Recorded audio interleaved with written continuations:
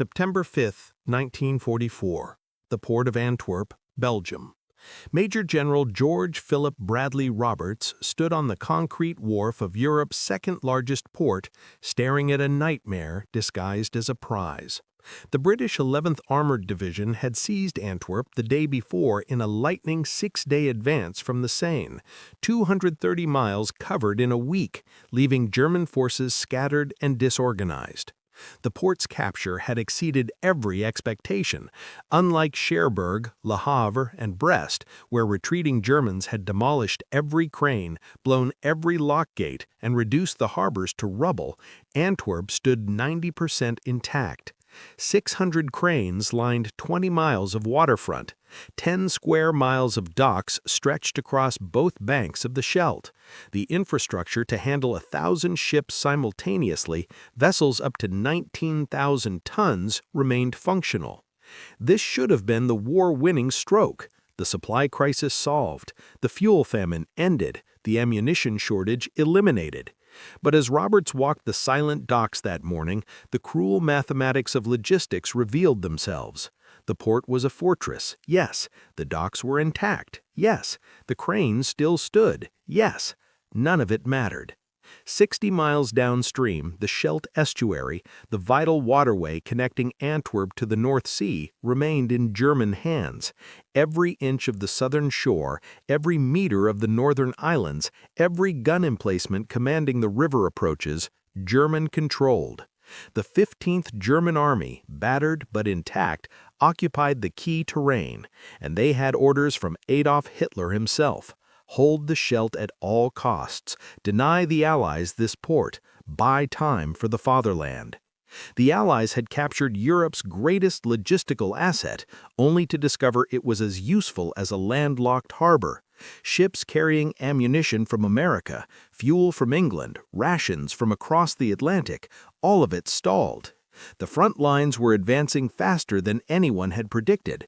Paris liberated 55 days ahead of schedule, American forces approaching Germany months early. But the supply trucks still had to drive 400 miles from Normandy beaches. The Red Ball Express convoys burned precious gasoline to deliver gasoline. Ammunition ran short, divisions halted for lack of fuel. Everything the Allied armies needed to punch into Germany sat in cargo holds on ships that couldn't reach Antwerp. Everything Eisenhower needed to sustain the offensive toward the Rhine depended on opening this single port. And between the docks and the sea lay a 60-mile German fortress defended by a desperate enemy who understood exactly what was at stake. What happened next defied all odds. If you're invested in these high-stakes moments of history, click the like button to support the channel and subscribe so you don't miss how the Allies confronted this impossible challenge.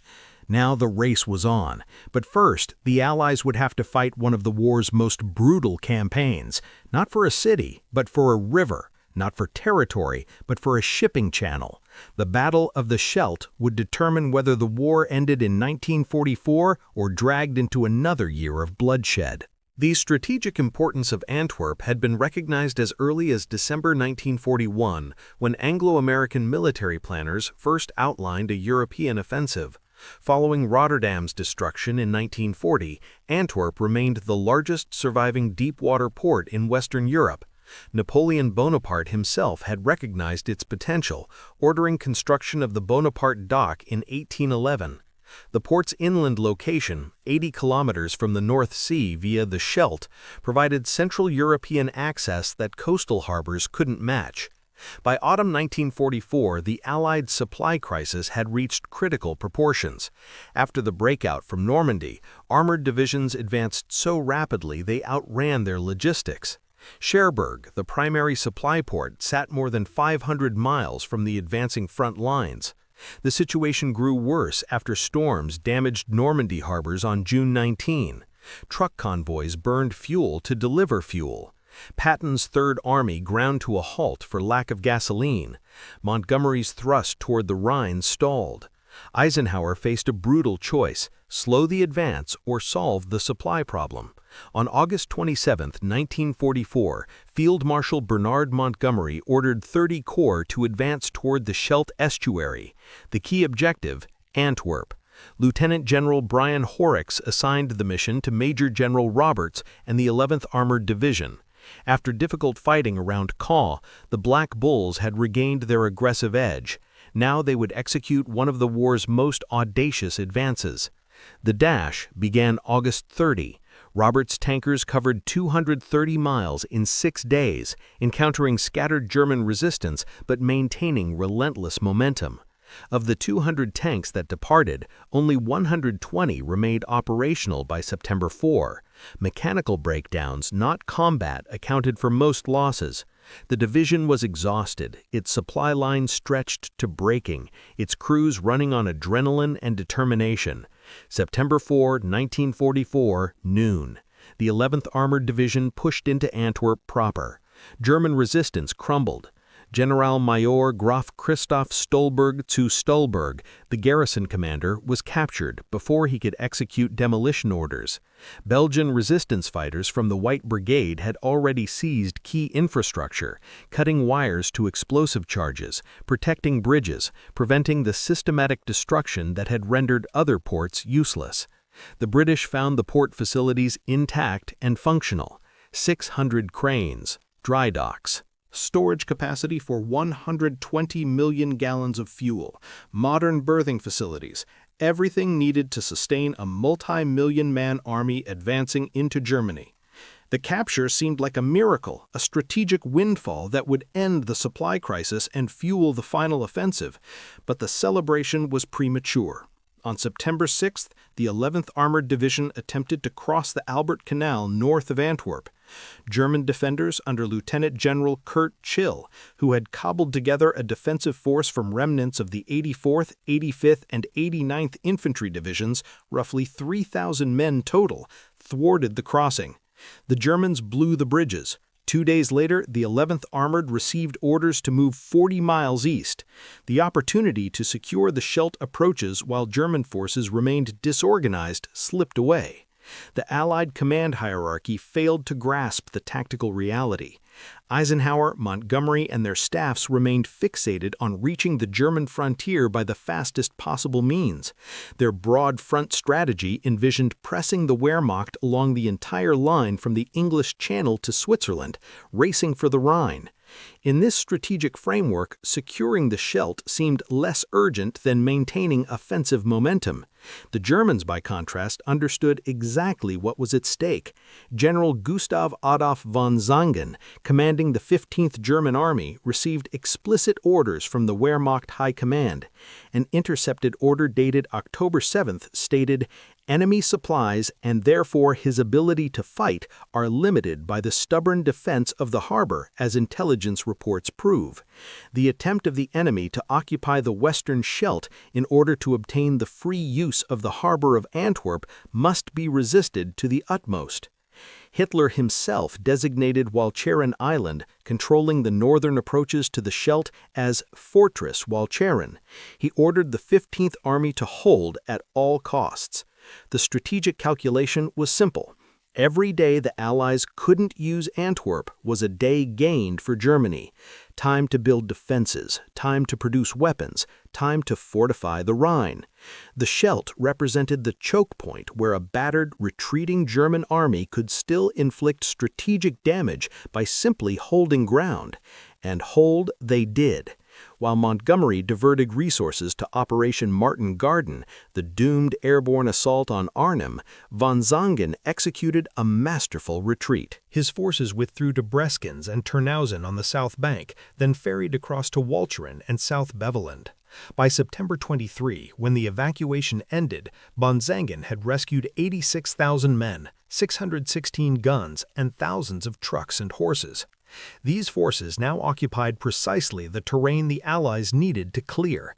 The stage was set for one of the war's most brutal campaigns, a grinding, costly battle fought in flooded polders across fortified Adlands against an enemy who knew that holding the Scheldt might be Germany's last chance to stave off total defeat. The delay proved catastrophic. Through September, while Allied commanders debated priorities and diverted forces to Market Garden, the Germans transformed the Scheldt approaches into a formidable defensive system. The terrain favored them perfectly. The flat polderland south of the estuary, reclaimed from the sea, protected by dikes lying below sea level, created a waterlogged killing ground. South Beveland, a narrow peninsula, offered only limited approach routes. Walcheren Island bristled with over 40 heavy coastal batteries integrated into Hitler's Atlantic Wall. Lieutenant General Guy Simons, acting commander of the 1st Canadian Army, General Harry Crerar was temporarily absent, faced the mission of clearing this fortress. The force designated Canadian included British I Corps, Polish 1st Armored Division, and units from Belgium, the Netherlands, and Czechoslovakia, a multinational formation centered on 2nd Canadian Corps under Lieutenant General Charles Foulkes. The Germans defending the Scheldt possessed advantages beyond terrain. The 64th Infantry Division, specifically formed for static defense and nicknamed the White Bread Division due to chronic stomach ailments among its soldiers, was nevertheless well entrenched, experienced, and commanded by the determined Major General Knut Eberding. They had used the September delay to mine waterways, flood defensive zones, fortify strongpoints, and prepare for the inevitable assault. October 2, 1944, the Battle of the Scheldt officially began. The 3rd Canadian Infantry Division, supported by the 4th Canadian Armored Division, assaulted the Leopold Canal to clear the Breskens Pocket, the German-held territory south of the western Scheldt. The assault immediately encountered the nightmarish conditions that would characterize the entire campaign. Troops attacked across flooded fields toward German positions protected by mines, barbed wire, and interlocking fields of fire. The terrain was so waterlogged that movement on foot was nearly impossible, yet too shallow for assault boats. Casualties mounted. The 2nd Canadian Infantry Division simultaneously advanced north from Antwerp toward South Beveland, meeting fierce German resistance. Progress measured in yards, not miles. The well-established German defenders fought effective delaying actions, using the terrain to maximum advantage. Every drainage ditch became a defensive position. Every dike provided cover. Every flooded field channeled attackers into kill zones. October 6th. The 3rd Division established a bridgehead across the Leopold Canal, but the Germans counterattacked, nearly destroying the position. Canadian troops clung to their foothold through savage close-quarters fighting. October 13, 1944, Black Friday. The Canadian 1st Battalion Black Watch Royal Highland Regiment launched an attack across 1,000 yards of open polder toward the railway embankment north of Woensdrecht. Companies B and C advanced at dawn across sodden beet fields. German artillery, mortars, and machine guns opened fire. The companies never reached their objective. Pinned in the open, they suffered devastating casualties. In the afternoon, Companies A and D repeated the assault. The regimental intelligence officer, observing from a barn roof, reported simply, "The companies are being annihilated." By nightfall, 56 kilted Highlanders lay dead in the mud. The Black Watch had been virtually destroyed in a single day, but the Canadians pressed forward. October 16th, after brutal fighting, the 2nd Division seized Woensdrecht, closing the eastern end of South Beveland. October 24th, advances along the Beveland Isthmus began, with Canadian forces pushing west. Progress remained slow. The Beveland Canal provided the Germans another defensive barrier. October 26th, Canadian forces reached Krabendijk, 6 miles east of the canal. The terrain convinced Canadian commanders to accelerate the amphibious assault. October 26th-27th, troops from the British 52nd Lowland Division crossed the Scheldt from Terneuzen, landing on the southern shore of South Beveland, west of the canal. This amphibious hook outflanked German defenses. October 27th-28th, Canadian forces forced crossings of the Beveland Canal. The two forces linked. October 30th, the Canadians reached the causeway connecting South Beveland to Walcheren Island. October 31st, they cleared Germans from the eastern end of the causeway. Throughout these operations, casualties accumulated relentlessly. The fighting resembled World War I: wire, fire, mud, blood. Rain fell continuously, mines claimed victims, German defenders fought with skill and determination. Every objective cost blood. Every advance measured progress in the lives of soldiers who would never return home. But Walcheren Island remained, the final fortress, the last obstacle before Allied ships could reach Antwerp. Walcheren presented an almost impossible tactical problem. The island fortress controlled the northern approaches to the Scheldt. Over 40 heavy coastal batteries, massive guns embedded in concrete fortifications, commanded every approach. German defenders included naval coastal artillery personnel and infantry from the 70th Division, commanded by Lieutenant General Wilhelm Daser. The only land approach was a narrow 40-yard-wide causeway from South Beveland, elevated 8 to 10 feet above sea level. German 88mm guns and MG-42 machine guns covered every inch of that killing ground. A direct assault across the causeway would be suicide. The solution was audacious and brutal. The Royal Air Force would breach the sea dikes protecting the low-lying island, flooding it deliberately. This would neutralize German gun emplacements, isolate batteries on high ground, and disrupt their communications and mobility. October 2, 1944, the RAF dropped leaflets warning Dutch civilians to evacuate Walcheren. October 3, operation began.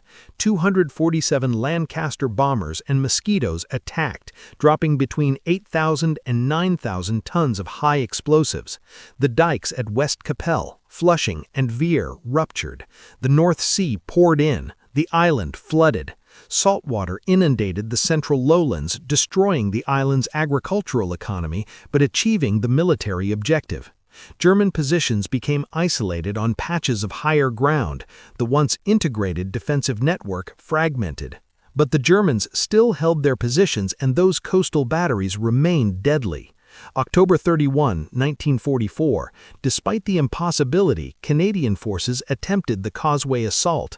The 5th Canadian Infantry Brigade received the mission.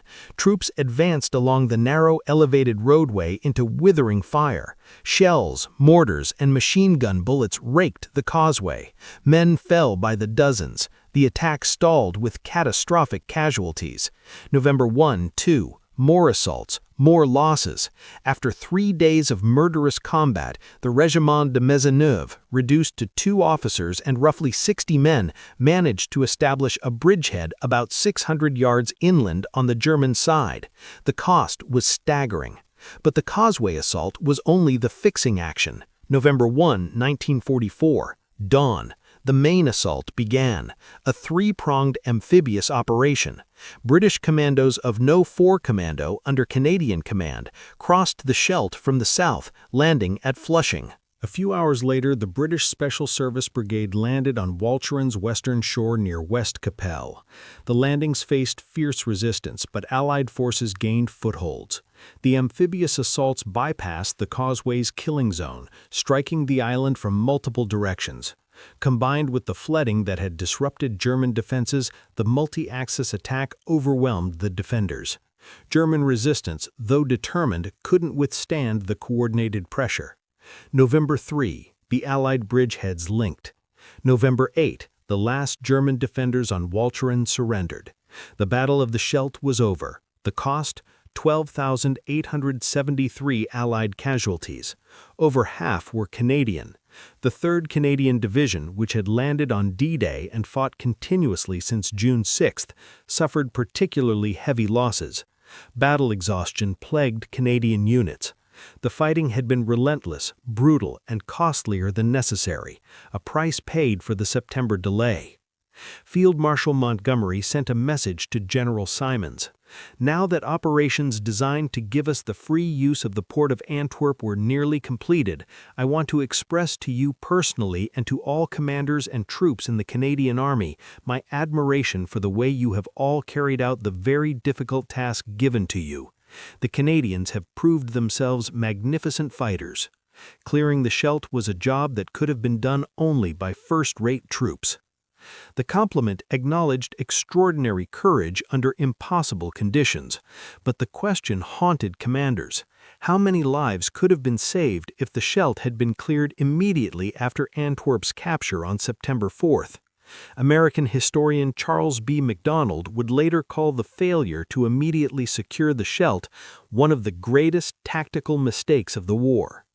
Eisenhower himself later stated that failing to clear the Scheldt immediately was his greatest mistake of the war. If the armored divisions that reached Antwerp on September 4th had pushed north immediately, they likely could have secured the estuary before the German 15th Army fortified it. The month-long delay allowed the Germans to transform the Scheldt into a fortress requiring a 5-week bloodbath to overcome. But even with German forces cleared from the banks, one more obstacle remained. November 1 to 28, 1944. Royal Navy minesweepers executed the dangerous work of clearing the Scheldt estuary of naval mines and underwater obstacles. The Germans had sown the waterway extensively. Mine clearance operations proceeded methodically under constant threat.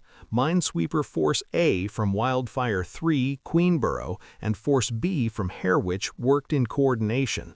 Force A swept into the mouth of the Scheldt, immediately coming under heavy fire from remaining German strongholds at Nocke on the southern bank. The sweepers persisted. Day after day, they cleared channels, marking safe passages, removing the deadly obstacles that could sink any ship attempting to reach Antwerp. Naval personnel performed this work knowing that a single mistake, a mine missed, a wire miscalculated, would send their vessel to the bottom. November 26, 1944, the Royal Navy declared the Scheldt clear. November 28, 1944, ceremony at Antwerp docks. Despite foul weather, dignitaries gathered to witness the historic moment. British and American representatives attended. Notably, no Canadian Army officers were invited, a slight that rankled given that Canadian forces had paid the heaviest price to open the port. At 28 November 1944, 18 inbound ships made their approach to Antwerp. Leading the convoy was the Fort Cataraqui, a Canadian-built freighter constructed by Davy Shipbuilding and Repair Company in Lausanne, Quebec, delivered in October 1942.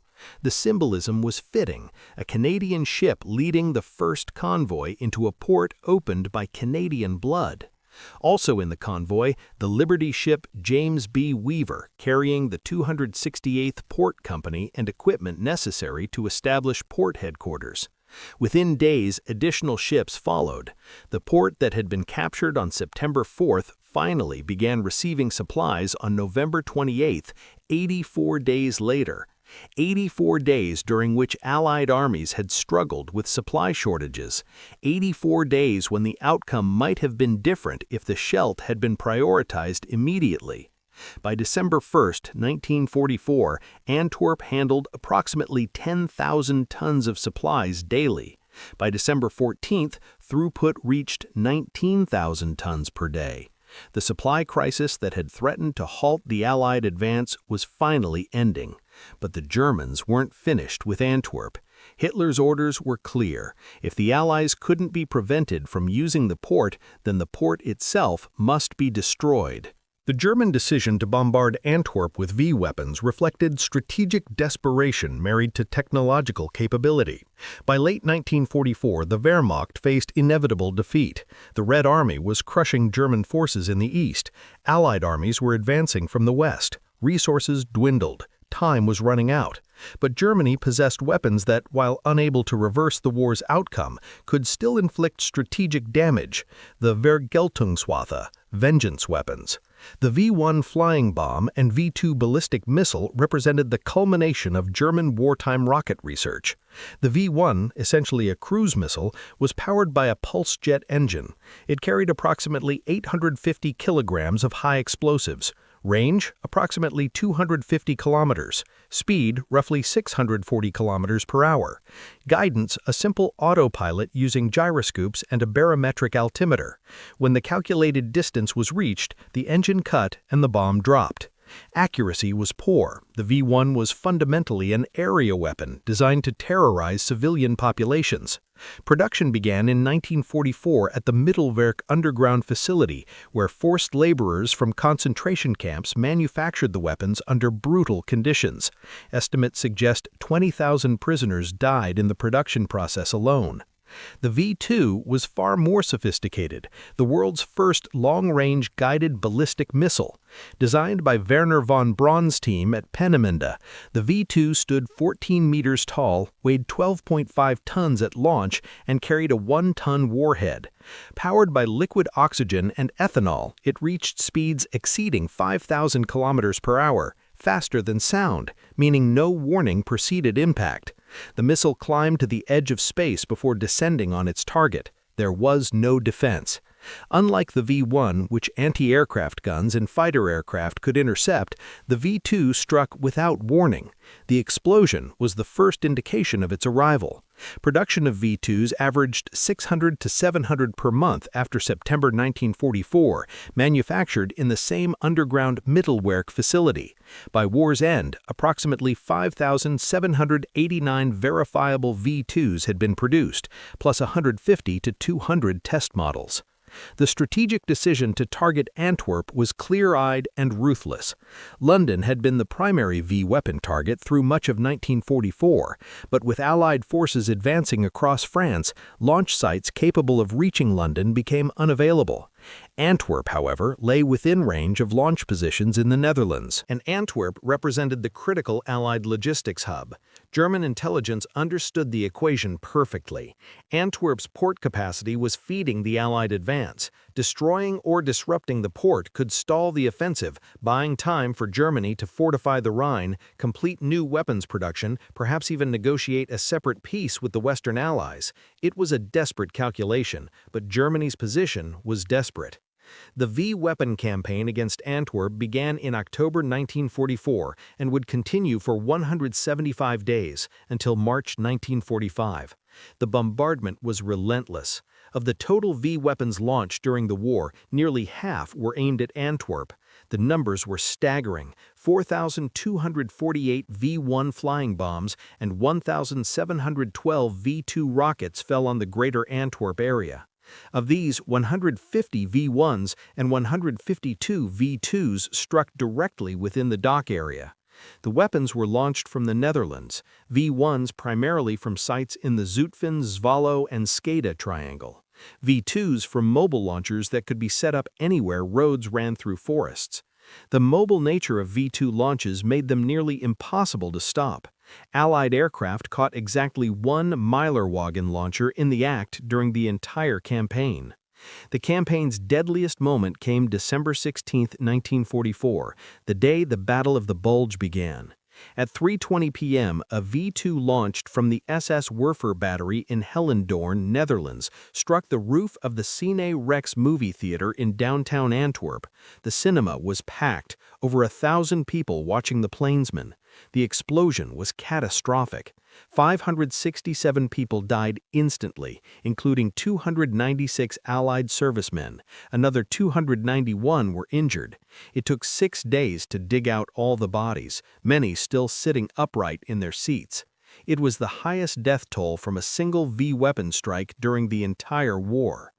The Cine Rex disaster created a psychosis of fear. Public gatherings of more than 50 people were banned. Cinemas and theaters closed. Children evacuated to the countryside. Significant portions of daily life moved to air raid shelters. The psychological impact was exactly what the weapons were designed to achieve: terror that went beyond their actual military effectiveness. Allied defenses against V-weapons faced severe limitations. V-1 flying bombs could be intercepted by anti-aircraft guns and fighter aircraft.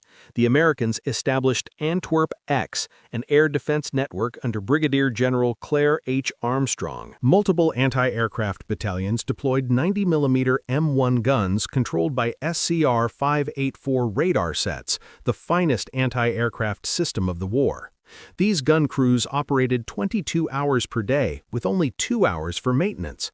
The guns wore out under constant use. Tubes rated for 1,500 to 2,000 rounds often fired 2,500 to 3,000 before replacement. For months, nearly every 90mm gun barrel produced in the United States was shipped to Antwerp. The defense succeeded to a remarkable degree. By campaign's end, anti-aircraft gunners had shot down 2,183 V-1s, over 50% of those launched. In 1 week near the end, they achieved a 94% kill rate. The cost? 532,000 rounds of 90mm ammunition expended. The toll? 332 Allied soldiers killed, 289 wounded in the anti-aircraft units alone. But V-2s remained unstoppable. There was no defense except destroying launch infrastructure, expensive and often ineffective, or misleading the Germans about impact points through disinformation, which had limited success. The V-weapon campaign's strategic goal, destroying Antwerp's port capacity, failed, but its tactical impact was real and its human cost was severe. From October 1944 through March 1945, Antwerp endured 175 days of bombardment. Only one day, March 17, 1945, passed without a V-weapon strike. The psychological toll was immense, but the port kept functioning. The indiscriminate nature of the weapons meant that impacts were scattered across the city. A V-1 or V-2 might strike a residential neighborhood, a dock, a rail yard, or open ground with equal randomness. November 27, 1944, 10 minutes past noon, Teniersplatz, the busiest intersection in Antwerp near the central station. Military police were directing heavy traffic for an Allied convoy passing through the square. A V-2 struck, exploding possibly just above ground after hitting overhead tram lines precisely where the traffic policemen stood. A British convoy moving through the intersection was caught in the blast. A city water main burst, water bubbling up from the ground. The exact casualty toll from this single strike remains disputed, but dozens died in seconds. January 1, 1945. 12 minutes past midnight, a V-2 fell in Borgerhout, killing 46 people, 1 military, 45 civilian, and wounding 33. The new year arrived with an explosion. The port workers, both military and civilian, faced constant danger. By mid-December 1944, approximately 9,000 Belgian civilians worked for the Americans in the port. They labored under the knowledge that at any moment, without warning, a V-2 might strike. The Americans eventually employed roughly 22,000 Belgian workers in port operations. Their courage in continuing to work while explosions rocked the city deserves recognition. Military units suffered as well. The 729th Railway Operating Battalion listed 28 Purple Hearts awarded for wounds. The 743rd Railway Operating Battalion recorded 68 personnel wounded, 3 of them twice. These were rear area personnel, railroad workers, not combat troops, yet they faced combat conditions daily.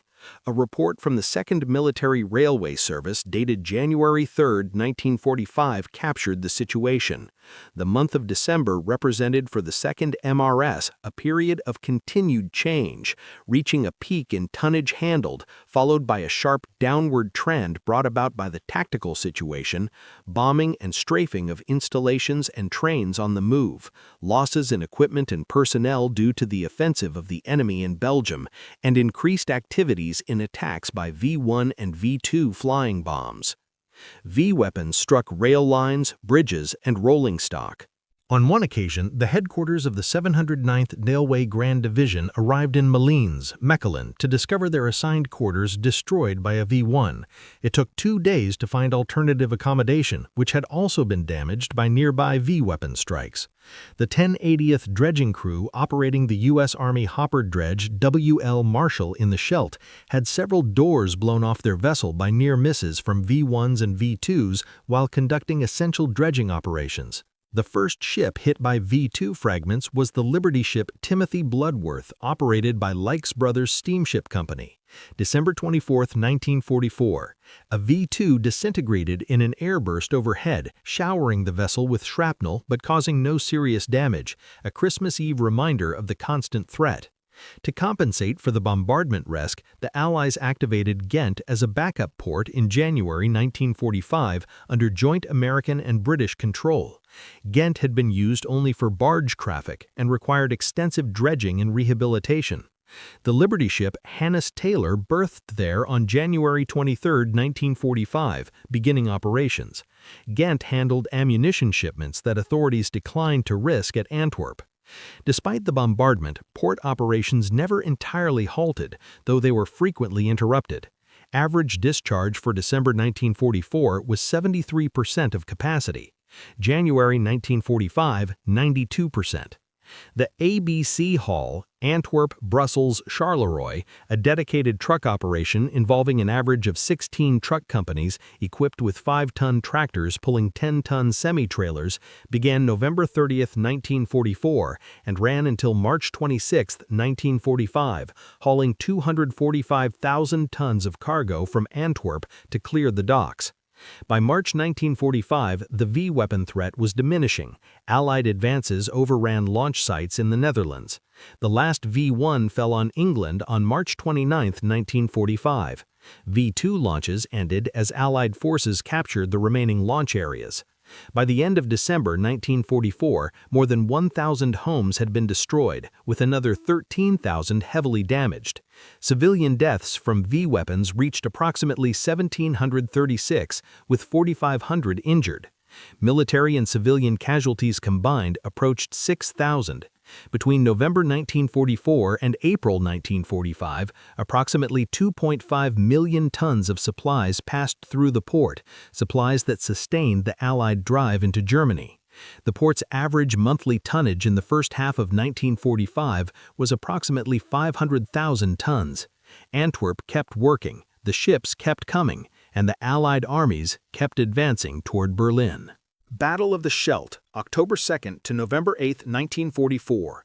Total Allied casualties, 12,873 killed, wounded, missing. Canadian casualties, over 6,367, more than half the total. German prisoners captured, 41,043. Duration of mine-clearing operations, November 1 to November 28, 1944, 28 days. Port operations, November 28, 1944 to April 1945. First convoy arrival, November 28, 1944, led by Fort Cataraqui. Ships in first convoy, 18 vessels. Port discharge rate, December 1, 1944, 10,000 tons per day. Port discharge rate, December 14, 1944, 19,000 tons per day. Total supplies delivered November 1944 to April 1945, 2.5 million tons. Average monthly tonnage, first half of 1945, approximately 500,000 tons. V-weapon campaign, October 1944 to March 1945. V-1 flying bombs launched at Antwerp, 4,248. V-2 rockets launched at Antwerp, 1,712. V-weapons striking dock area, 150 V-1s, 152 V-2s. Campaign duration, 175 days. Only March 17, 1945 had 0 strikes. Civilian deaths, V-weapons, approximately 1,736. Civilian injured, V-weapons, approximately 4,500. Deadliest single strike, Cine Rex Theater, December 16, 1944, 567 killed, 291 injured. Air defense operations, V-1s shot down by Allied anti-aircraft, 2,183, over 50% success rate. Best weekly performance, 94% interception rate. 90mm ammunition expended, 532,000 rounds. Anti-aircraft personnel casualties, 32 killed, 289 wounded. V-2 rockets shot down, 0. No effective defense existed. Port infrastructure, docks, 10 square miles, waterfront, 20 miles, cranes, 600, operational at capture. Fuel storage capacity, 100 million gallons. Maximum ship capacity, 1,000 ships simultaneously. Maximum ship size, up to 19,000 tons. Strategic impact: Allied supply distance from Normandy to the front, 400 to 500 miles before Antwerp. Allied supply distance from Antwerp to the front, 65 miles from Antwerp to Liège depots. Delay from capture to operation, 84 days, September 4th to November 28th. Belgian civilian workers employed, up to 22,000 by peak operations. The question that haunts military historians is simple. What if? What if the British 11th Armored Division had pushed north from Antwerp on September 5, 1944, instead of being redirected east? What if Montgomery had prioritized clearing the Scheldt over launching Market Garden? What if the month of September hadn't been wasted while German forces fortified the estuary? Eisenhower's admission says it all. Failing to immediately clear the Scheldt was his greatest mistake of the war. The 84-day delay between capturing the port and using it cost 12,873 Allied casualties in a battle that could have been won at little cost if tackled immediately. But this story isn't fundamentally about missed opportunities or command failures. It's about what happened after the delay, about the grinding campaign that 1st Canadian Army fought through flooded polders and fortified islands. It's about the Black Watch Highlanders cut down in open fields. It's about minesweeper crews clearing channels under fire. It's about port workers laboring while V-2 rockets fell without warning. The Battle of the Scheldt demonstrated that modern war is won not just on battlefields, but in logistics hubs, supply chains, and engineering operations. The most dramatic weapons, V-2 rockets screaming down from space, couldn't overcome the mundane reality of cargo tonnage. Germany possessed technological marvels, but lacked the industrial capacity to sustain its armies. The Allies possessed the reverse: adequate weapons backed by unstoppable logistics. Antwerp became the physical manifestation of this principle. Every ton of supplies passing through that port represented industrial capacity that Germany couldn't match. The 2.5 million tons delivered between November 1944 and April 1945 fueled the Rhine crossings, the Ruhr encirclement, and the final drive to Berlin. Without Antwerp, those operations would have been impossible. The port's resurrection also established operational principles that define modern military logistics: the ability to restore damaged infrastructure under fire, the integration of multinational forces toward a common logistical objective, the recognition that supply lines can be as strategically vital as frontline units. These lessons informed Cold War military planning and remain relevant today. There's a memorial in front of the Royal Museum of Fine Arts in Antwerp, a granite map showing every V-weapon impact point in the city. More than 4,000 people died. Thousands more were injured. The memorial reminds visitors that total war doesn't distinguish between combatants and civilians, between dock workers and soldiers, between strategic objectives and human lives. The Scheldt was cleared, the port was opened, the supplies flowed.